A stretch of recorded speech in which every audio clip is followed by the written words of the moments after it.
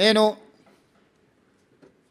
శాసనసభ్యులు హరీష్ అండ్ కేటీఆర్కు ఒక సూచన చేయదలుచుకున్నా. హరీష్ రావు గారు, మీ అసూయను కొంచెం తగ్గించుకోండి.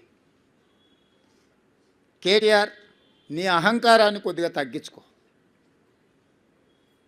మీ వయసు నాకంటే తక్కువే. ఇంకా చాలా రోజులు మనం రాజకీయాలలో కొనసాగాల్సిన అవసరం ఉన్నది. అధికారం అనేది ఎవరికీ శాశ్వతం కాదు. అధికారం అనేది వారసత్వ సంపద కాదు. మన తాతలు ముత్తాతల నుంచి వచ్చిన సంపద అయితే అది మనకే చెందుతుంది. మనకు కూడా ఇంట్లో ఆడపిల్లలు వచ్చి వాటా అడిగితే ఎన్టీ రామారావు గారు తీసుకొచ్చిన ఆడపిల్లలకు కూడా ఆస్తిలో సమాన హక్కు కల్పించిన తర్వాత దాంట్లో ఆడపిల్లలు కూడా వాటా అడుగుతారు. అది కూడా పూర్తిగా మనకు రాదు. అంటే అసెంబ్లీ నుంచి పార్లమెంటు ఎన్నికలు వచ్చినప్పుడు మాకు ఆ రోజు 65 అసెంబ్లీ సీట్లలో మెజారిటీ ఇచ్చారు. 8 పార్లమెంట్లు గెలిచిన స్పష్టంగా 65 అసెంబ్లీ సీట్లలో కాంగ్రెస్ పార్టీకి అబ్సల్యూట్ మెజారిటీ వచ్చింది. అంతకుముందు మా సింబల్ మీద గెలిచింది 64, అలయన్స్తో గెలిచింది ఒక సీటు. కానీ మా సింబల్ మీదనే 119 అసెంబ్లీలలోనే మెజారిటీ లెక్కేస్తే 65 సీట్లలో అబ్సల్యూట్ మెజారిటీ పార్లమెంట్ ఎన్నికల్లో కాంగ్రెస్ పార్టీకి ఇచ్చిండ్రు. రెండవ లిట్మస్ టెస్టు 6 నెలల్లోనే తెలంగాణ రాష్ట్ర స్థాయిలో ఎన్నికలు జరిగి 1.5% ఓట్లు పెరగడమే కాకుండా ఒక సీటు కూడా పెరిగింది.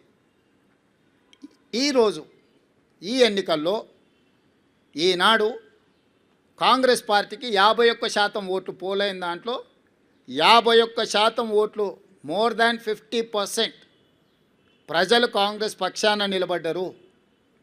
ఈరోజు బీఆర్ఎస్కు 38%, బీజేపీకి 8% ఇచ్చి బీఆర్ఎస్ బీజేపీ కలిసిన అంతకంటే అధిక శాతం ఓట్లు ఇచ్చి కాంగ్రెస్ పార్టీకి ప్రజలు అండగా నిలబడి మా ప్రభుత్వాన్ని ఆశీర్వదించి 51% ఓట్లతోని ఈరోజు జూబ్లీహిల్స్ ఉప ఎన్నికల్లో కాంగ్రెస్ అభ్యర్థి నవీన్ యాదవ్ గెలవడం జరిగింది.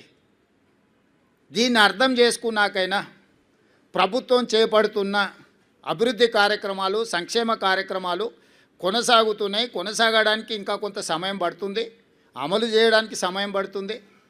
ఆర్థిక పరిస్థితి ఏ విధంగా ఉందో వివరించడం, వీటన్నిటిని కూడా తీసుకొని ముందుకు వెళ్తున్నామని ప్రజలు ఒక అభిప్రాయానికి వచ్చి మాకు అవకాశం ఇస్తూ వస్తున్నారు. కాబట్టి ఇప్పుడు ప్రతిపక్షము కొంత సంవయనం పాటించాలి. అందుకే నేను హరీష్ రావు గారికి అసూయ తగ్గించుకోమని సూచన చేస్తున్నా. వారు శాసనసభలో ఆ కుర్చీలో కూర్చొని ఇటువైపు చూసే చూపులు చూస్తే నిజంగానే ఆ చూపులగిన శక్తి ఉంటే ఇక్కడ పక్కన మొత్తం మాడి మసైపోయి బూడిదైపోయి భూమిలో కలిసిపోయేటట్లాంటి ఇట్లా ఏమంటారు మొహమంతా పెంజరించుకొని ఇట్లా రక్తమంతా మొహంలోకి తెచ్చుకొని కందిపోయినట్టు మొహం పెట్టుకొని ఇది చూస్తుంటాడు. అది ప్రజలు గమనిస్తున్నారు. కేటీఆర్ గారు అహంకారం, అధికారం పోయినా ఈయన అసూయ పోలేదు, ఆయనకు అహంకారం పోలేదు. వీళ్ళిద్దరి నాయకత్వాన్ని ప్రజలు ఆమోదిస్తారని వీళ్ళు ఎట్లా భావిస్తున్నారో నాకు అర్థం కాలే. కాబట్టి నా సూచన, ఒక 2 సంవత్సరాలు ఓపిక పట్టండి. ఇంకా 3 ఏళ్ళు ఉంది జనరల్ ఎలక్షన్కి. చివరి సంవత్సరంలో రాజకీయాలు చేద్దాం. 2 సంవత్సరాలు సహకరించండి. ప్రతిపక్షంగా మీరు సూచన చేయండి, సమస్యల్ని లేవనెత్తండి, ప్రభుత్వానికి విజ్ఞప్తి చేయండి, అవసరం అనుకుంటే నిరసన తెలపండి, ధర్నా చేయండి. ప్రజా సమస్యల మీద మాకు అభ్యంతరం లేదు, మేము అనుమతులు ఇస్తున్నాము. చట్టసభలలో చర్చలు చేయండి, ప్రభుత్వాన్ని ప్రశ్నించండి. తప్పుడు ప్రచారము, నువ్వు డబ్బులు ఇచ్చి పెట్టుకున్న సోషల్ మీడియా నువ్వు చెప్పిందే రాస్తాడు. నువ్వు చెప్పిందే రాసి నువ్వే చదివిది నిజం అనుకొని భ్రమలకు లోనై ఫేక్ ప్రతిదీ. నవీన్ యాదవ్ ఇట్లా మాట్లాడిండు, లేకపోతే బట్టి విక్రమార్క గారు ఆ విధంగా అన్నాడు.